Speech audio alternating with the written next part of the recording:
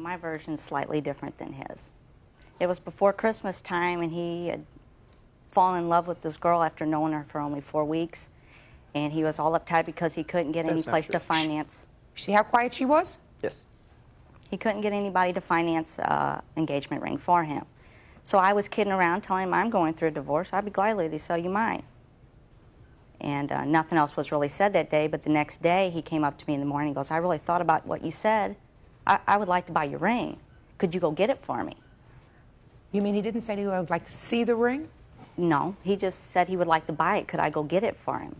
And Okay. I said, well, the ring is at my parents' house, and that's, you know, a half hour away. You know, I really can't do it today. He pressured me all morning long. Finally, I said, okay, out of the kindness of my heart, I'll drive out to Gray Summit on my lunch break and pick up that ring for you.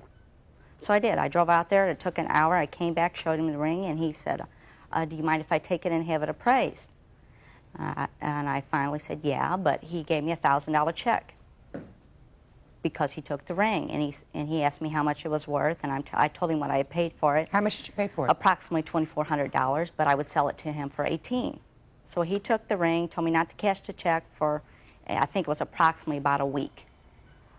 So he had the ring for a week or so, and then came back and said, you know, I don't think I want this ring. It wasn't as much as worth as much as what you had said. He gave me the ring back, and I gave him this $1,000 check.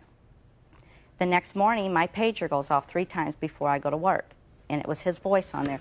Please, Rhonda, I've changed my mind. I really want that ring. Could you bring it in for me? You know, 3 pages right in a row. So I did. I brought that ring back in for him. And at that time, he's, you know, all upset because his finances weren't that well and that he really couldn't pay $1,800 for it. But we made an agreement. I said, I'll sell it to you for $1,000. At that time, he couldn't give me $1,000. So he handed me a check for $300 and told me not to cash it till Monday. That Monday came along, I cashed the check and paid bills that I needed to pay with it. He comes up to me and says, my girlfriend broke up with me. On Monday? On Monday, after I had cashed the check. I can't buy this ring no longer. I'm sorry, we made an agreement. You know, that's it. And later on that day, he came into my office very irate and mean, walked into my office shaking and telling me, you got to give me that money back. And he had me frightened. And from that point on, he wouldn't speak to me. He'd just come up to me and look at me like, you know, he'd kill me. So now you have the ring and it's $300. Well, the ring is missing. All this time since I've been separated, I kept the ring at my parents' house in a safe place. Now with all this hassle, I couldn't tell you what happened to it. All this hassle was he gave you back the ring, madam. That's not all this hassle. He gave you back the ring. So you have the ring and his $300. So even if I said you have to give him back the ring and he's got to pay for it, according to you, you can't do that. No, Is that right? No, I cannot. I don't believe you. I don't believe that you don't know where this ring is.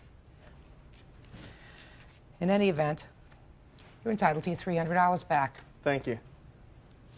But Mr. Hermanson, just for my own curious information, did you break up with this girl? Never. And I would... Is this the lady? Yes, this is Holly. Did you get her another ring? No, but I've done a lot of looking since then. I'm sure she appreciates you looking.